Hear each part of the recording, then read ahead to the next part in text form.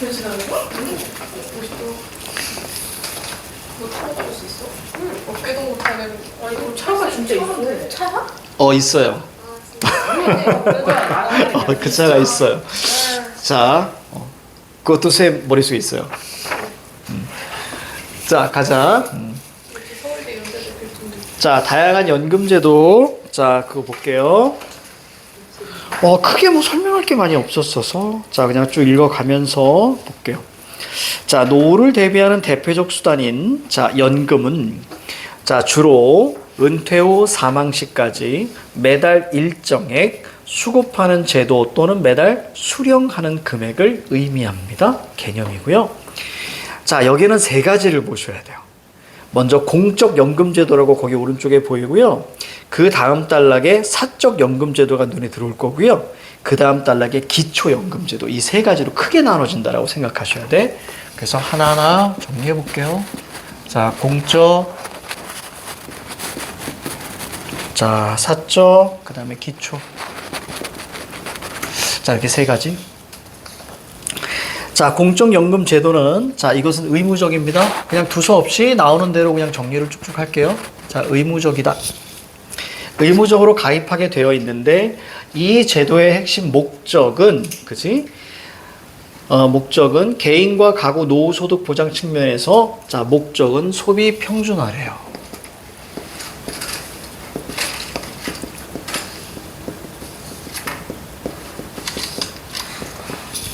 자, 이게 뭘까? 자, 소비 평준화란 경제활동을 하는 시기에 얻은 소득을 은퇴 후에 소비에도 쓸 수 있도록 생애 소득을 배분. 생애 소득을 배분하는 거래요. 생애 소득 배분. 젊었을 때 돈을 벌잖아요. 그럼 일정 부분을 내요. 의무적으로. 그 다음에 그 낸 부분을, 자, 노후에. 그치? 그러니까 내 소득을 배분하는 거예요. 평준화시키는 거예요, 전체. 보통 당연하잖아요. 쭉 올라가잖아요. 여러분들 그 수익이 쭉 올라가다가 어느 정도 나이 넘어가면 천천히 내려온단 말이에요. 이렇게. 그치? 그래서 이것을, 자, 어떻게, 이렇게 약간 평탄하게, 평준화시키게 분배한다는 얘기죠. 자, 그리고 이어갑니다. 우리나라의 대표적 공적연금 제도는 국민연금 제도. 자, 그래서 국민연금이 나옵니다.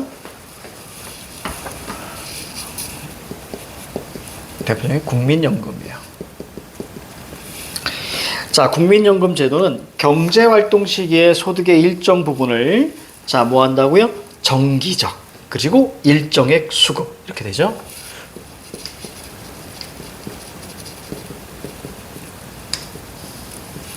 자, 일정액을, 자, 수급합니다. 일정액을 받아요. 자, 그리고 10년 이상 가입한 사람만, 이런 거 중요하겠죠? 이거 적지 말고 다 쓰고 빡 찍는 게 편하지 않아요? 다 쓰고 사진으로 푹 찍으세요. 자, 10년 이상 가입한 사람만. 10년 이상 가입한, 자, 사람만.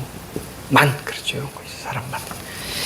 자, 사람만, 자, 연금을 받을 수 있어요. 수령하는 연금은, 자, 기본 연금액에 지급률을 곱합니다.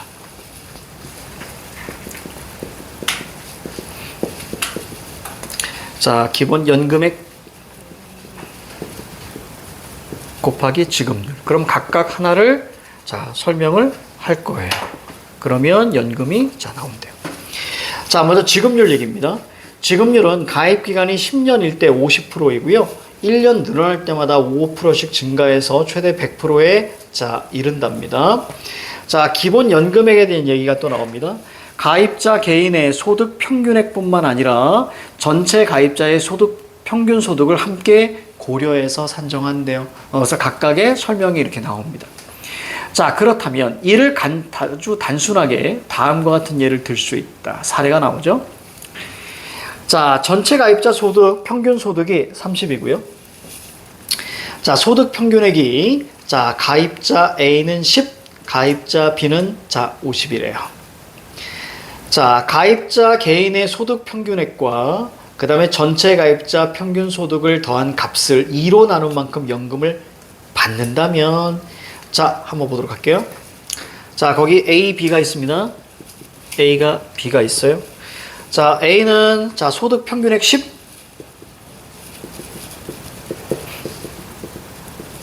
자, 그냥 이해만 하세요. 픽. 얘는 50. 자, 그리고 나서 전체 가입자 손, 전체 가입자. 이게 글로 읽으면 안 보이거든요. 전체 가입자 평균 소득이 30이랍니다. 자, 근데 연금을 어떻게 주기로 했대요? 가입자 개인의 소득 평균액과 전체 가입자 평균을 더한 값. 그러면 이렇게 더하죠? 자, A 연금 봅시다. 10 플러스 30. 자, B 갑니다. 자, 50 플러스 30. 그렇죠? 그대로 끌고 가면 돼.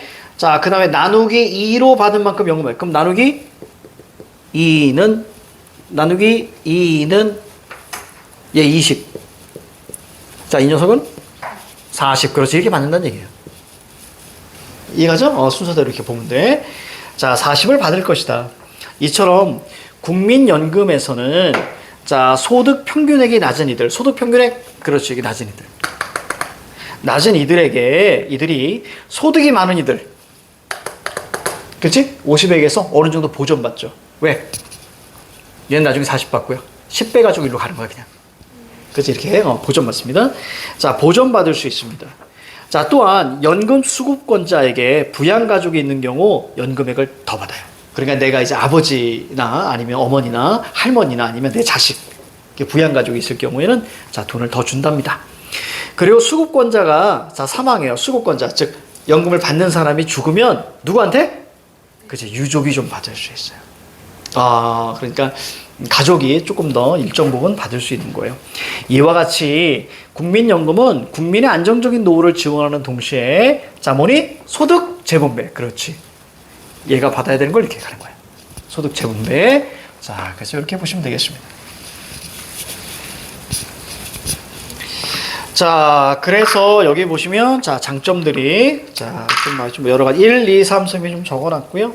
자, 안정적 노후와 소득 재분배.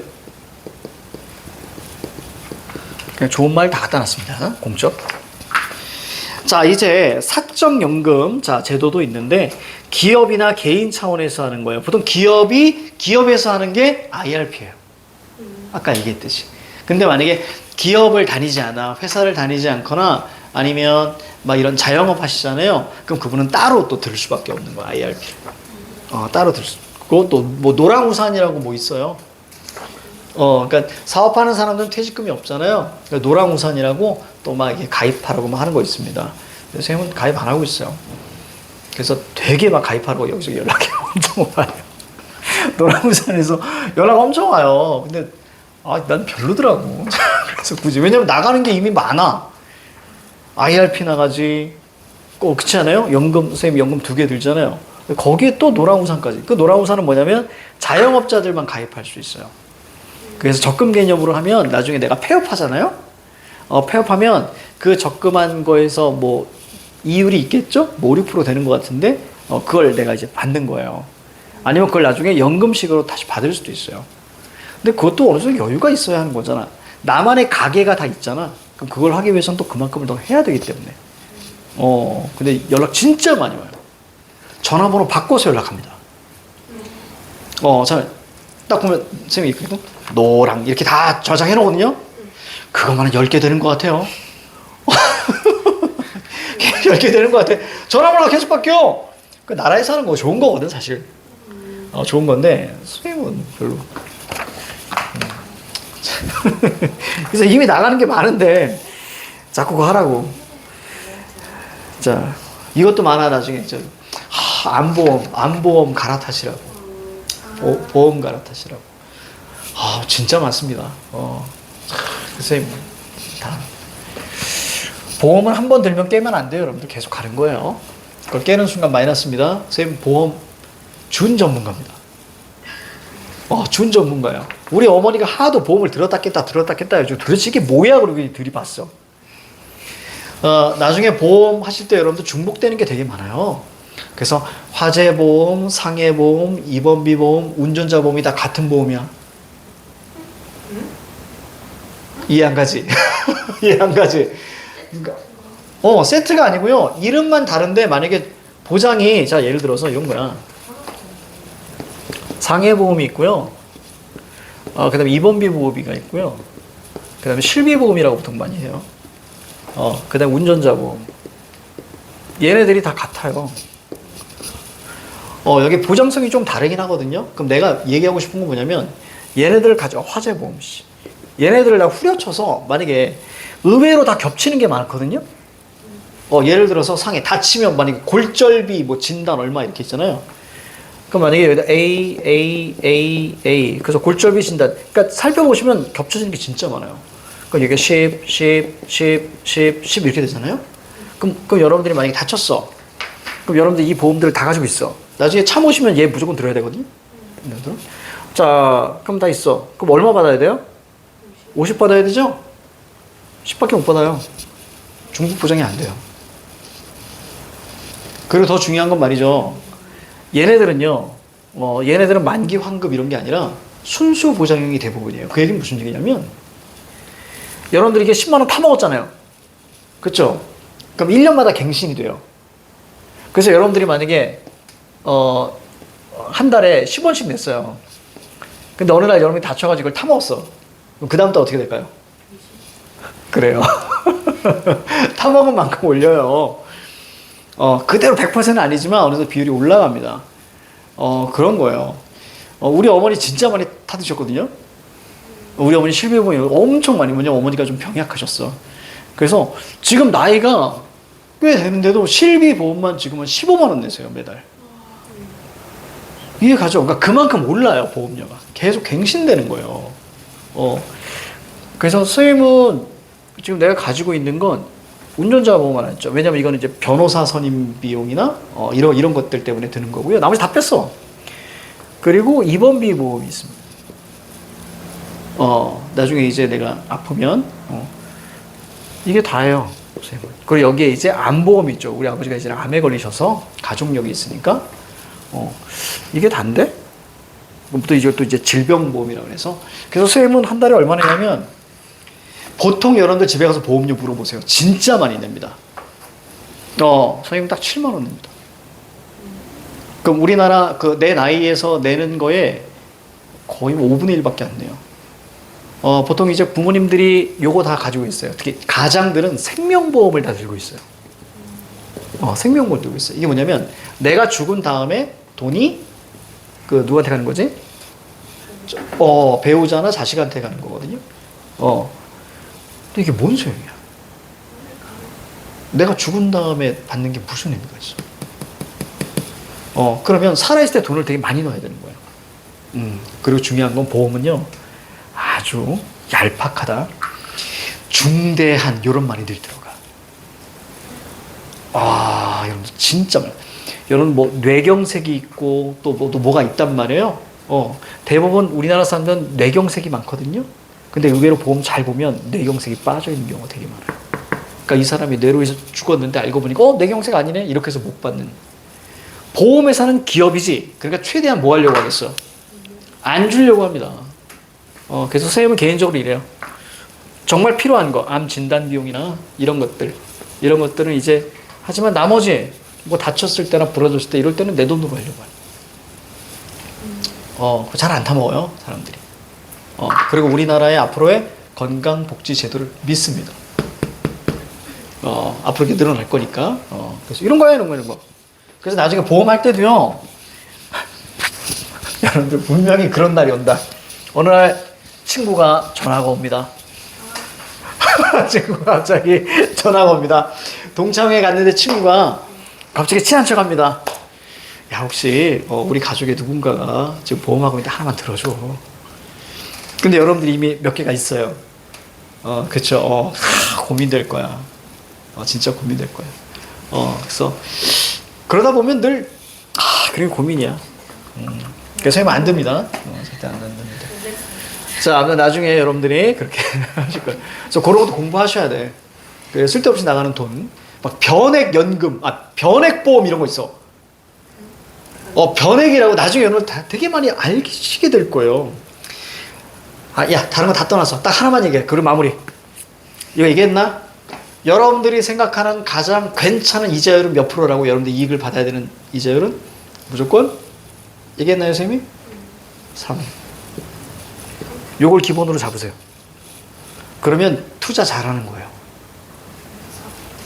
3에서 4가 나오면 무조건 투자를 잘 하시는 거예요, 여러분들이. 자, 근데 무슨 얘기냐? 이게 왜 하냐면, 어느 누군가가 와서, 야, 여기 투자하면 8%에서 9%, 많게는 10%, 또 어떤 사람은 20% 이렇게 얘기하잖아. 100% 사기라고요. 혹하지 마시라고요. 보통 이제 그런 사기들이 어떻게 하는 줄 알아요? 그럼 이 사람이 자기의 그걸 이렇게 알려줍니다. 어떤 사람이 그거 넣었더니 지금 6개월째 몇 프로씩 받고 있어. 당연히 그렇게 하죠. 사기치는 사람들은 어떻게 하냐면요. 이렇게 해서 이 사람은 합니다. 그래서 이 사람한테 보여줘요. 진짜 매달 얘가 투자한 것에 20%씩 줘요. 줍니다, 진짜. 한 몇 개월을 줘요. 그럼 이 사람이 뭐 하겠어? 돈을 더 넣겠죠. 그리고 이 사람도 여기저기 선전하겠죠. 그럼 돈이 더 들어오겠죠. 그리고 나서 튀는 거예요. 그러니까 우리가 4, 5개월 동안 신뢰를 주는 거예요. 이런 거 속지 마시라고요. 그러니까 나중에 여러분들이 뭔가 하실 때 사업을 하시든 아니면 뭘 하시든 간에 무조건 기준은 뭐예요? 그래. 3에서 4 정도 하겠다 하면 그 정도만 해도 되는 거예요. 갑자기 뭐 10% 막. 그런 거 없습니다, 세상에. 주식 투자 다 잘하는 사람들 있잖아요. 주식 투자 잘한다 그러면 4.5 정도 나면 그 사람 성공한 거고요. 이렇게만 해도 잘한 거예요. 수익률이 3에서 4. 그지? 근데 많은 사람들이 주식으로 망하는 이유는 뭐 때문이에요? 이거보다 더 높은 걸 기대하기 때문이에요. 그러니까 안전한 거보다는 막 이상한 거 정보 듣고 막. 하지만 그 정보는 곰곰이 생각하셔야 된다. 나한테 오는 정보는 이미 끝난 정보란 얘기예요. 이해가지? 내가 무슨 대단한 사회적 위치가 있는 게 아니라면, 엊그제 친구가 전화 와가지고, 야, 너 주식한 지, 나 주식한 지 되게 오래됐지. 진짜 오래됐어. 그랬더니 내가, 그럼 너 거기 해봐. 왜? 그때 팍, 이렇게 막, 그거 하면은 뭐 엄청나고. 그래서, 그래, 고마워. 끊고. 내가 유명한 사람이? 내가 뭔 힘이 있어? 내가 계엄을 선포할 수 있나? 아무런 힘이 없잖아. 난 그냥 소시민이에요. 삼산동 소시민이야. 그치? 근데 나에게까지 정보가 왔다는 얘기는 이미 그건 끝났다는 얘기야. 이해 가죠? 내가 뭐 대단하지도 않은데요. 그래서, 알았어. 기억해. 이게 제일 중요하다. 알겠지? 그래야 여러분 나중에 사기에서, 사기 안 당할 수 있습니다. 이런 거야. 그리고 뭐 이런 거 있잖아. 절대로 검찰은 개인한테 전화하지 않죠. 네. 그런 것도 알아두셔야 되고, 주민등록번호를 물어본다든가, 뭐 이런 거. 보이스피싱 많잖아? 그래서 그런 거 잘 알아두시고.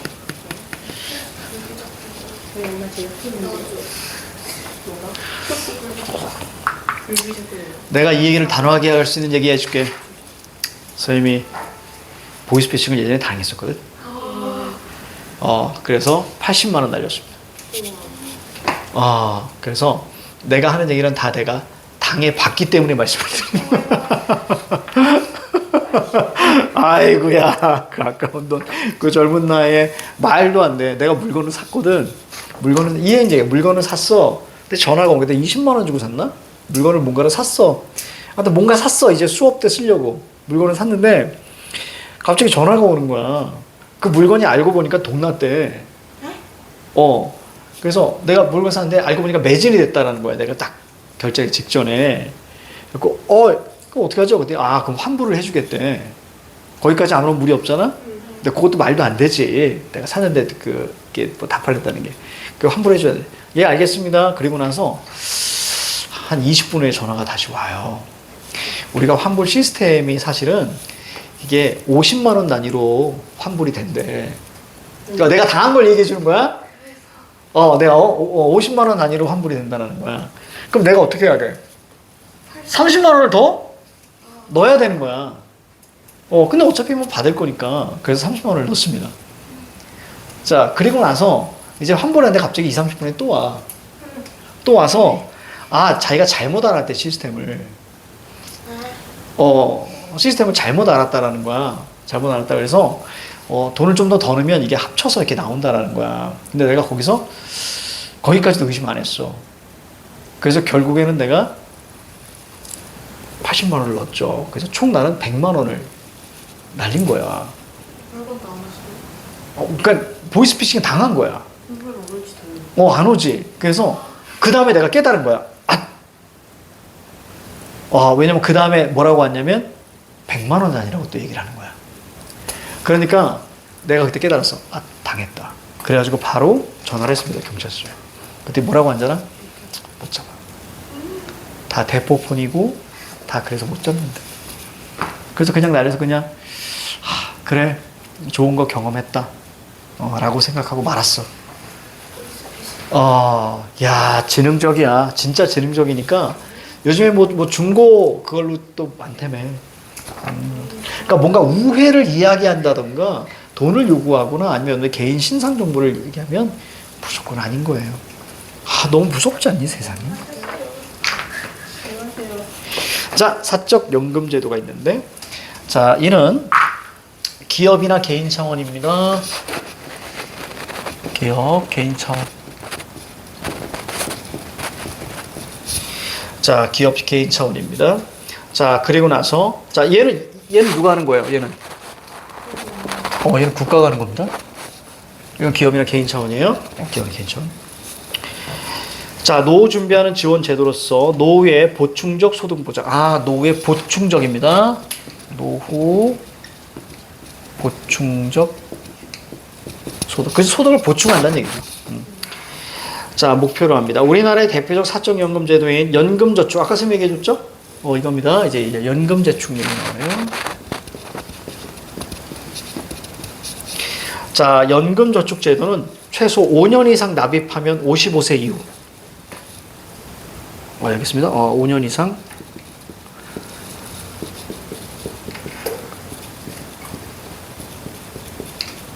(55세) 이후. 자, 이렇게 나온답니다. 얘는 어때요? 얘는 10년 이상 가입한 사람만. 그죠? 차이. 얘는 10년 이상. 얘는 뭐니? 5년 이상. 그치? 자, 가입하면 55세 이후부터 일정 기간 연금으로 나눠 받을 수 있습니다. 자, 일반적으로 예금이나 적금으로 이자를 받을 때 일정 비율의 세금을 내야 하는데, 그래요, 여러분들. 세금 내요. 여러분들 만약에 적금을 1년이 지나서 적금이 이제 딱 만기가 돼서 나오잖아요. 그때 여러분들 거기에 딱 보시면 세금 얼마 떼가요. 얼마 떼가는 게 있어요. 보시면. 자, 떼가는데, 국민저축계좌의 이자를 연금으로 받을 때는 자, 낮은 비율의 세금이, 자, 여기서 체크만 딱 해놨어요. 다시, 연금저축계좌의 이자를, 그럼 이자가 생길 거 아니야. 매달 얼마씩 내니까 그건 쌓여있으니까 이자가 생길 거잖아. 그지? 그 이자를 또 연금으로 받을 수 있겠죠? 그때는, 자, 낮은 비율의 세금이 책정됩니다. 다시 말하면 그 이자율의 떼가는, 나라에서 떼가는 세금이 낮다. 이런 얘기예요. 세금이 낮다. 또한, 근로자에게는 연금저축계좌에 가입한 금액의 이전 금액만큼 세금을 감해준다. 아까 선생님이 얘기해줬죠? 그죠. 세금이 그만큼 이제 줄어든다는 얘기예요. 자, 볼까? 이것도 좀 적어볼까? 자, 세금 감면. 이게 가장 커요.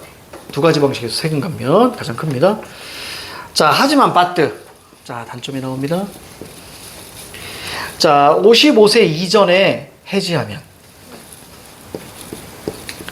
55세 이전 해지하면. 자, 이거 잘 봐야 돼요. 자, 금액을 연금으로 받을 수 없습니다. 해지하면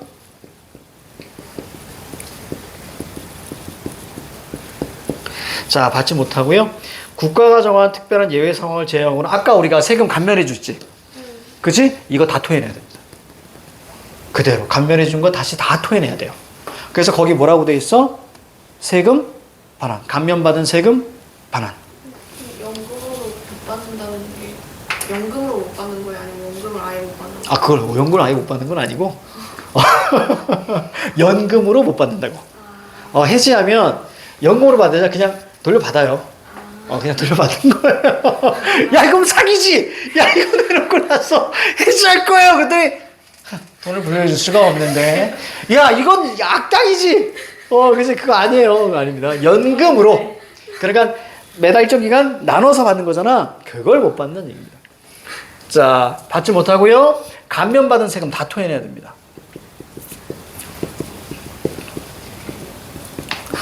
자, 세금 여기 뭐라고 표현되어 있냐? 아, 반환. 그렇지, 반환.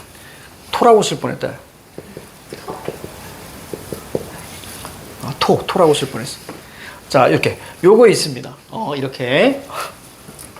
자, 이렇게 받아야죠. 자, 그다음 봅니다. 자, 그다음 경제 활동을 한 기간이 짧거나 그다음에 없는 자, 일은 자, 공적 사적 연금이 없거나 부족할 수 있습니다. 왜요? 자, 보세요. 5년 이상 납부해야 되고요. 10년 이상 가입해야 돼요. 그렇죠? 그러니까 경제 활동을 한 기간이 짧아요. 그리고 아예 없어요. 이 사람이 수령할 공적 사적 연금이 없어요. 그렇죠? 딱 봤는데 내가 받아야 되는데 나는 9년밖에 안 돼요. 왜냐면 연금 시기가 있을 거 아니야. 그치? 보통 정년 뒤니까. 근데 내가 열심히 일해도 9년밖에 안 되는 거야. 그럼 이거 못 받는 거잖아요. 그치? 10년 이상 가입해. 근데 이 사람은 또 이걸 뭐 몰랐거나 아니면 더 지불할 돈이 없어서 그런 사람들. 공적 연금도 안 되고 사적 연금이 없는 거예요. 자, 없거나 부족할 수 있습니다. 이러한 이들이 노후를 안정적으로 영위할 수 있도록 많은 나라에서 기초연금제도를 운영하고 있는 거예요. 기초연금제도. 자, 이제 이 부분입니다. 이거 빨간색으로 써야 돼. 연금제도를 운영하는데 기초연금제도를 분류하는 방식은 다양한데 세 가지예요. 사회수당, 최저소득보장, 최저보장연금이요. 자, 사회수당형이 있습니다. 자, 사회수당형.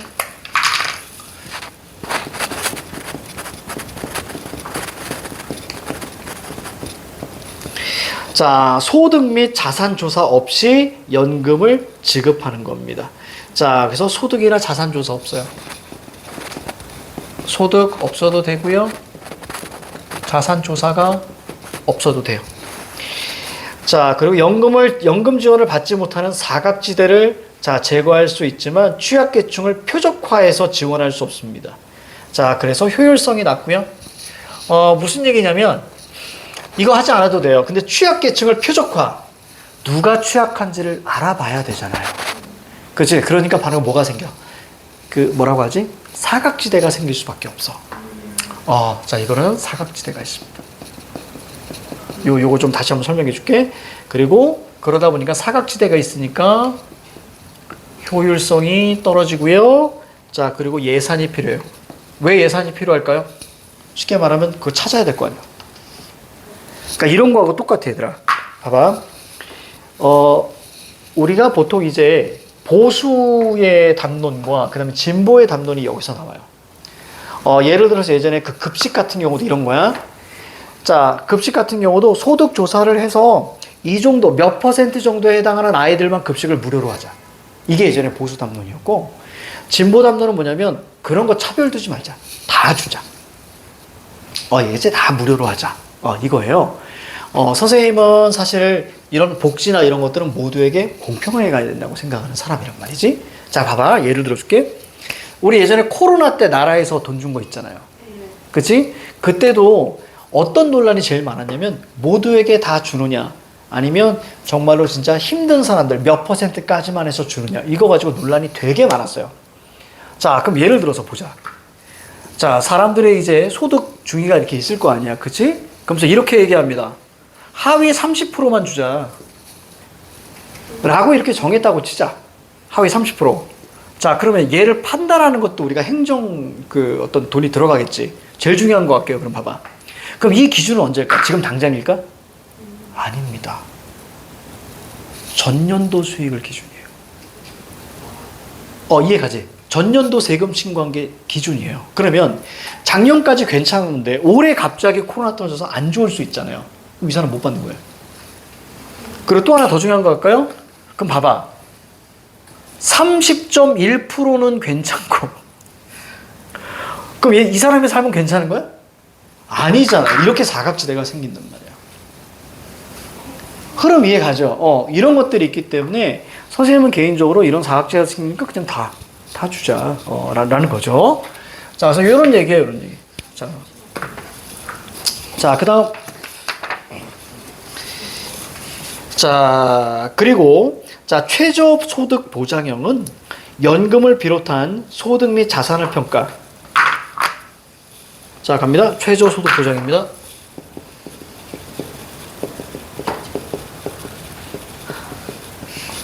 자, 얘는 우리가 상대성으로 파악합시다. 소득 및 자산을 평가해요. 얘는 평가하니 안 하니?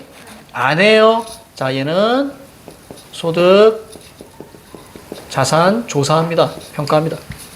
자, 조사에서 자, 소득 인정액이 소득에 미치지 못하는 경우 부족한 만큼 지원합니다.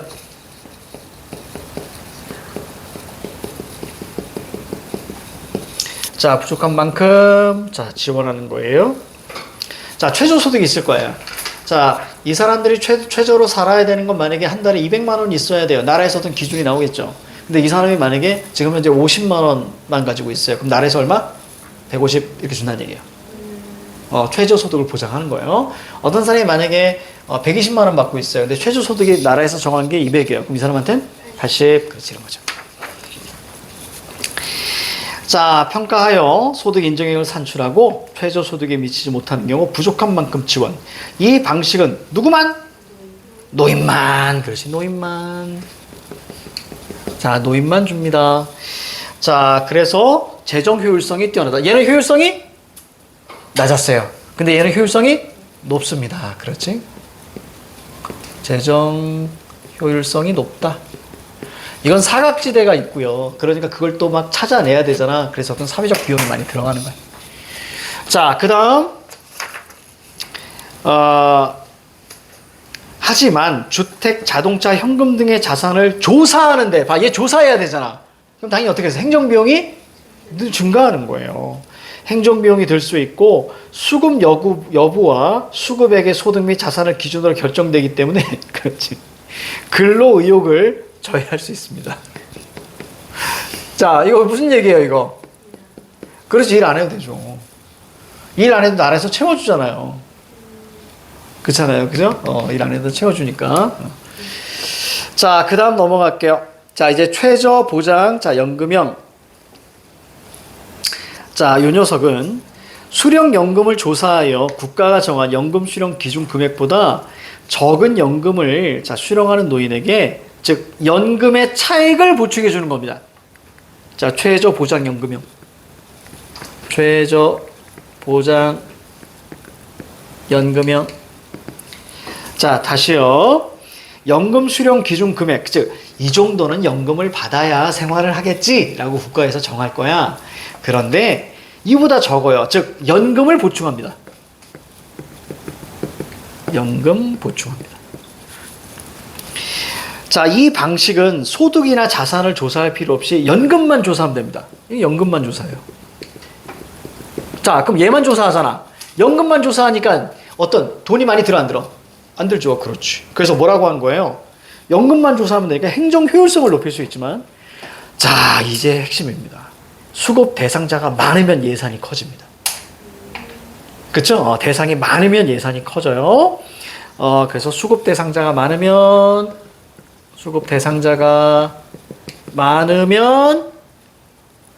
예산이 커집니다. 자, 그래서 밑으로 내려가면 연금 소득은 많지만 자, 연금 이외의 소득이 적은 사람은 수급 대상자가 못 되고요. 그리고 연금 소득은 적은데 연금 외의 소득이 많은 사람은 또 수급 대상자가 돼요.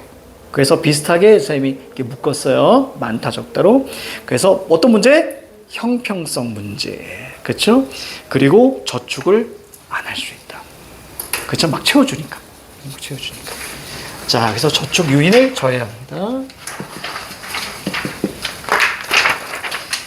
자, 우리나라의 기초연금제도는 자산 및 소득 조사를 통해서 만 65세 이상의 국민 중 소득 일정액이 최저소득 이하인 사람에게만 연금을 지급한다는 점에서 우리나라는 뭐라고요?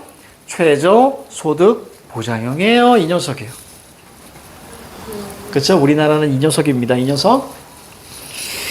자, 기초연금과 국민연금의 합이 일정 금액을 넘으면 기초연금을 감하는 점에서 또 최저보장연금형, 뭐죠? 연금의 차액을 또 보장하는 거예요. 그치, 우리는. 자, 그래서, 자, 성격도 가지고 있습니다. 자, 부부는 둘의 소득과, 여러분들, 그거예요. 지금 내가 알기에는 우리나라는 기초연금이 있고요. 국민연금이 있거든. 나라에서 하는 게. 그래서 65세 나이가 넘으면 무조건 나라에서 동일한 걸 지급해요. 그게 30만 원인가 그럴걸? 무조건 30만 원을 주는 거예요. 무조건 30만 원. 거기에 이제 국민연금이 포함이 되는 거예요. 근데 나라에서 어느 정도 정한 게 있을 거 아니야. 이 정도 연금 넘어가면 안 된다. 그렇게 될 때는 기초연금 쪽을 좀 내려주고 요즘 맞출 수 있게. 좀 그런 상황이에요. 자, 부부는 둘의 소득과 재산을 함께 고려하는데 최저소득에 해당하는 금액은 단독 가구일 때보다 부부 가구일 때 값이 더 커요. 또한 군인, 공무원, 수급자와 그 배우자는 원칙적으로 제외됩니다. 공무원들은 기초 제외된답니다. 왜냐면 많이 받으니까. 뭐 그런가 잘 모르겠네. 공적연금제도에 강제로 가입하는 것에 대한 불만을 제기하는 사람들이 많죠. 진짜 많아요. 요즘에 더 많습니다. 근데 드는 게 나아요. 100% 낫습니다, 선생님. 그 더 웃긴 건 뭐냐면 부자들은 국민연금 다 높여 가입하는 거 알아요? 그러니까 진짜 부자들 있죠. 그들은 국민연금에 일부러 돈을 더 내겠다고 해서 들어오는 경우가 되게 많아요. 왜냐하면 장기적으로 봤을 때 내가 들은 얘기야. 지금 계산을 안 해봤는데 장기적으로 그게 거의 5%에서 6%랍니다. 내가 이제 넣은 만큼 나중에 이게 받는 그 금액이 있잖아. 그게 사실은 장기적으로 보면 그게 5%, 6%라고 해서 좋다는데 하나하나 좀 따져보진 않았어. 그냥 그런가 보다라고. 그래서 우리나라는 부자들이 더 많이 드는 걸로 알고 있습니다. 그러니까 은행 이자가 보통 이제 3% 정도라고 한다면 은행이 요즘에 또 더 내려가요. 금리가 낮춰져서. 그래서 어떤 거의 뭐 6, 7%, 8%면 엄청난 거예요. 그렇지? 또 나라에서 하는 거니까. 뭐 그렇대. 잘 모르겠어. 자, 볼게요. 그래서 세금 지원으로 인한 세수 부족을 우려하는 사람들도 있어. 그렇죠. 우리 많이 이런 거 고민하죠. 또한 기초연금 제도의 방식이나 연금액 등에 대해서도 논쟁이 많은데요. 하지만 대다수의 사람들이 여전히 연금 제도의 필요성을 인식하고 있고 사회의 변화에 따라 연금 제도는 지속적으로 발전할 거예요. 그러니까 걱정하지 않으셔도 된다. 연금이 바닥날 것이다. 이런 걱정하지 않으셔도 된다. 이 연금 제일 먼저 누가 있는 줄 알아요, 여러분들? 독일에서 처음 시작했거든요. 이걸 처음 시작한 놈이 누구냐면 여러분들 아는 비스마르크. 진짜 옛날 사람. 아니야. 저기 뭐지? 그 철의 정치라 그래서 막 군사력 막 키우고 비스마르크. 그러니까 프로이센 때야. 그래서 비스마르크가 처음 했고요. 이거 있잖아. 9% 내는 거 왜 그러는 줄 알아요? 9%? 9%? 그냥 비스마르크가 그때 그냥 9로 할까? 그랬어요. 결정돼서 지금까지 온 거예요. 뭐 대단한 뭔가 고민이 없었대요. 9 정도가 어떨까? 이랬대. 자, 그렇다는 얘기가 있습니다. 자, 잠깐 쉴게요.